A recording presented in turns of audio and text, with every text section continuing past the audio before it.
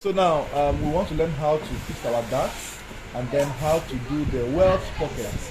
Now this welt pocket is very simple. It all depends on how you land. But however be the method you land, is still okay. Now my method, I'm not trying to dispute any other method out there. I'm just trying to show you how I do mine. If you find mine convenient enough, you can adopt it. Otherwise, you can still leave it and stick to your previous method, right?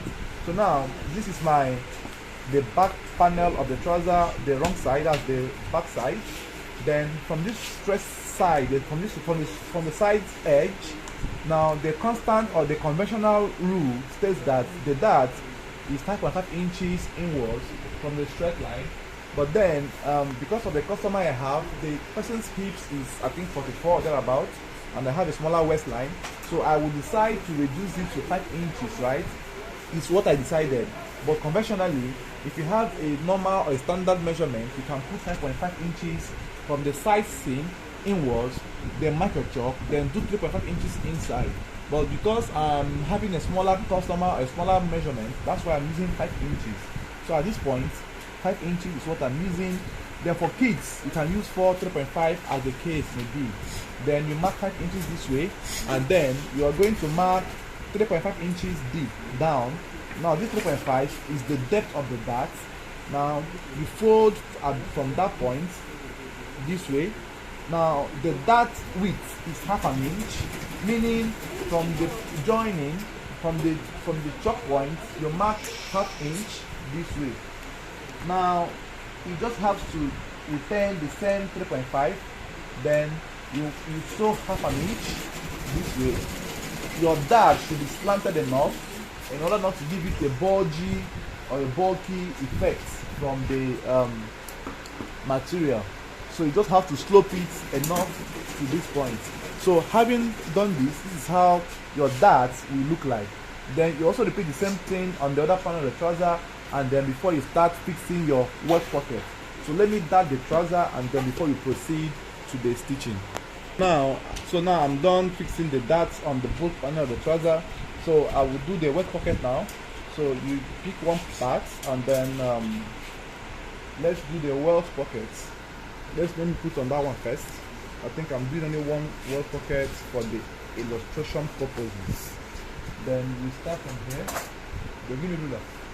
Then the conventional rule is 5.5 inches opening width for the welt pocket, right? So because of my customer, I will still retain the same conventional rule, the smaller one. So I will divide this into two, which will give me 2 3/4, that's 2.75. Then you fold the tape into two, then mark the edge here, and then mark the edge here. Sorry. Then you mark 5.5 here.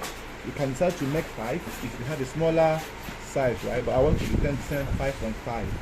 Then you make sure you draw a straight line. This straight line must cut across the end of the dart.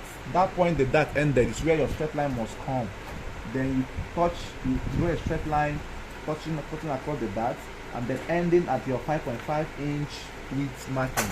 And then you extend this line as well this way, and then you extend this one as well this way. So this is the first thing, or the next thing you need to do. Now after doing this, then you bring your pocketing, whatever you are using for the pocketing, be the fabric or a lining, bring the same pocketing. Now the measurement of the pocketing is 7 inches width by 20 open, but on fold is 7 by 10, right? The folded part will be 10, while here will be 7. So you fold into 2 equal parts this way, and then you notch. After notching, then you're going to place this pocketing 1 inch or half inch lower than the trouser panel this way. 1 inch or half inch, any one you want to use is acceptable.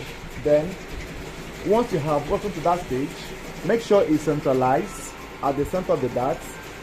Then you hold it firmly, and then you cross check again before you start sewing, and then you hold your placket this way. You notch the center point, and then you place at the center fold this way. and then you bring it out. You take your chalk or your pen, you bring it out from here this way, and then bring this one out as well. The mark is the mark of your 5.5 inches. Then you come from this point, you stitch.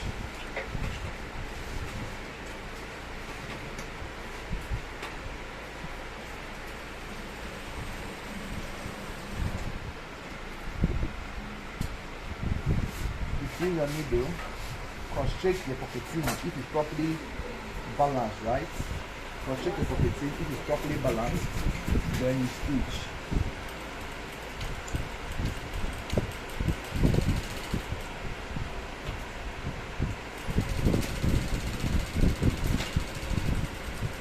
Then make sure you don't exceed the point you have marked your chalk, right? Make sure you don't exceed that point. Cut it out, cut your threads out in this form, and then cut your threads in this form again, and then bring the other plackets, and then you fold into 3/4 parts again, the notch as well, and then you make the two notches to correspond with each other, and then you extend the line in this form. Extend the line in this form as well, and then you stitch, making sure you don't exceed the first line you have sewn, right? Very important as well. Then stitch properly, stitch properly, stitch properly, stitch properly, and then end it at that same point. Make sure that the two lines are equal. Then, out of curiosity, for you to know if the lines are balanced or even, what then do you need to do? Fold this in this form and cross-check. If the both of them are corresponding here, that means it's correct. As well, you check here as well.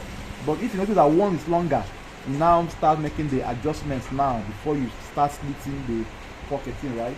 So, having done this now, you now mark 1 inch away from this edge. Mark 1 inch inwards on the plackets. From here, mark 1 inch inwards this way, right? 1 inch inwards, and then you fold the whole trouser, both the pocketing, into two equal. Sorry, I have to redo this. I stitched the pocketing under.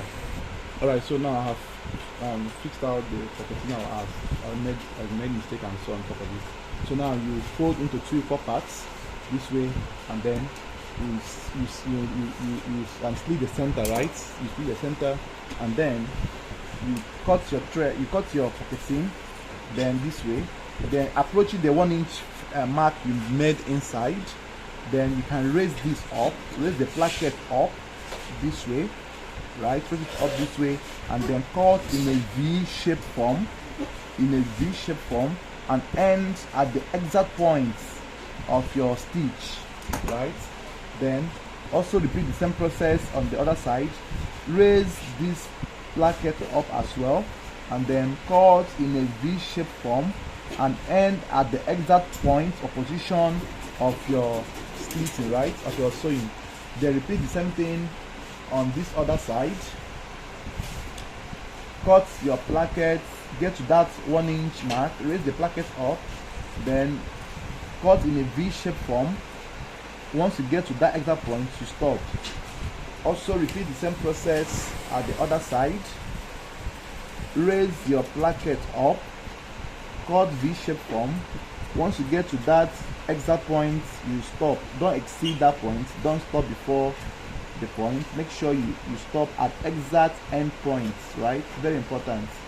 So once you have done this, the next thing you do now is to push in the up placket inside. Push it in this way, and then you have it in this form, and then you make sure that your edges are properly tucked in with the help of your what you call your screwdriver. You can tuck it in properly, right? You can tuck it in properly. Both ends must be tucked in properly. The tongue light is what you're pushing inside. Make sure it's properly pushed inside this way, and then you now fold 1/2 inch. But then before you fold this, you must have made sure that the both lines you have sewn initially is ½ inch. That's the distance from this to this must be half. Let's cross check. Place your tape in this form, then must be 0.5, right? It must be half. So that ½ inch is what you are using to get your gauge to know what to return while doing your pocket mount. So you tuck in the edges properly in this form, and then you make sure it's properly tucked in here as well. You also make sure it's properly tucked in. Then after that, you fold ½ inch like I have shown. You fold ½ inch. Then once you fold ½ inch, you're going to have it coming out in this form. So you're going to have it coming out in this form, ½ inch in this form. Make sure the ½ inch is properly taken care of or note of.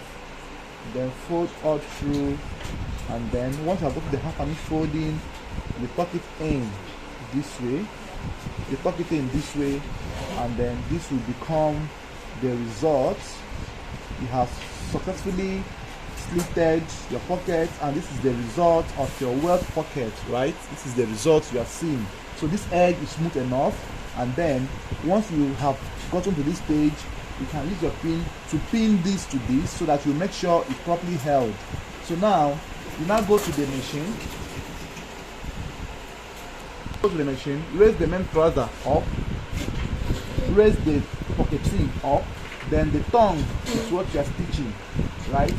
So you stitch this way, stitch it this way, and then this is the end of the side stitch. Then cut your threads as well. So look at how smooth here is, right? So you iron out any other rumple here. Then you also do the same thing on this other side. Also make sure that the edge is properly tucked in as well.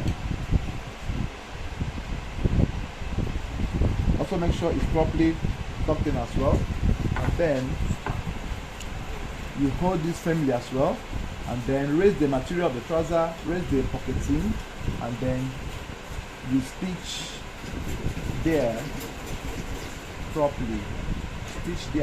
Right? So stitch there properly. So once you have stitched there properly, you are done with this stage. So look at how neatly positioned and lapped it is. Look at how it is, right? This is the result. So you iron out this as well. Nothing is wrong with this. You just iron it out, and then it's relaxed. Look at how neat. There should be no pullings on the edge. Then after this, now you raise the main pocketing, the one on top, raise it up this way, and then the one beneath, hold it with the, then sew here, sew at this point. So you stitch there. So when you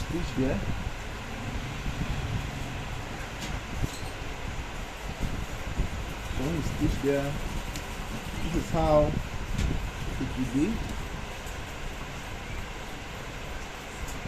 While stitching, make sure you don't catch the one under, right? So make sure you remove it properly.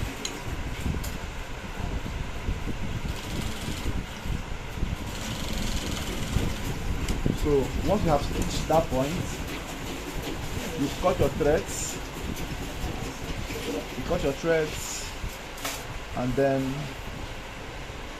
cut your threads as well, and then you start you hold the down pockets facing to the lining. Hold it down this way.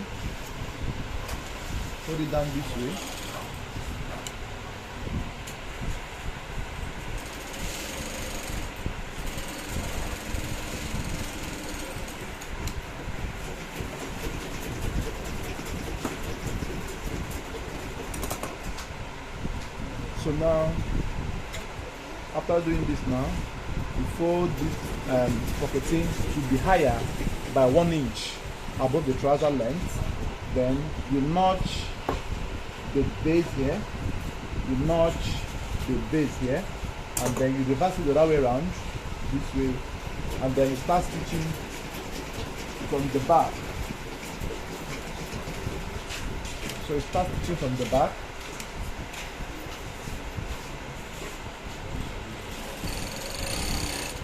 So you tuck it this in this way, and then you start stitching from the back. So when you have it to this form, this is how your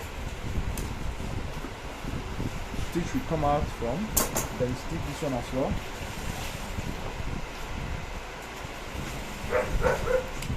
Make sure that your stitching is holding the pocket facing the blackheads.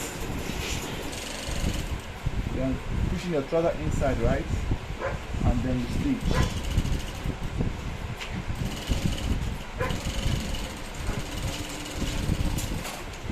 Stitch, right? So you stitch. Then you hold this together and then you push it in this way. You push it in and then it comes out on its own this way, and then this is how the pockets comes out in this form, and then you start arranging the edges properly. Look at how it came out. So you start arranging the edges properly, and then make sure your side seams are properly aligned. Then you stitch from here, then stitch all through the sides, making sure that the bases are properly tucked out. All through the point.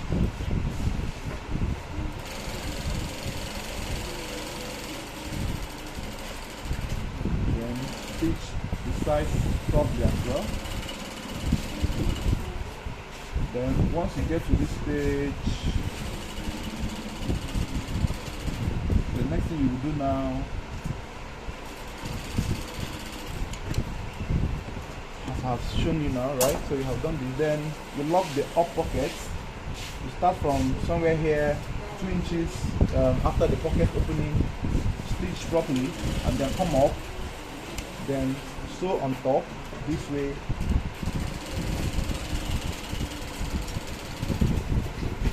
Sew on top this way, and then come down again.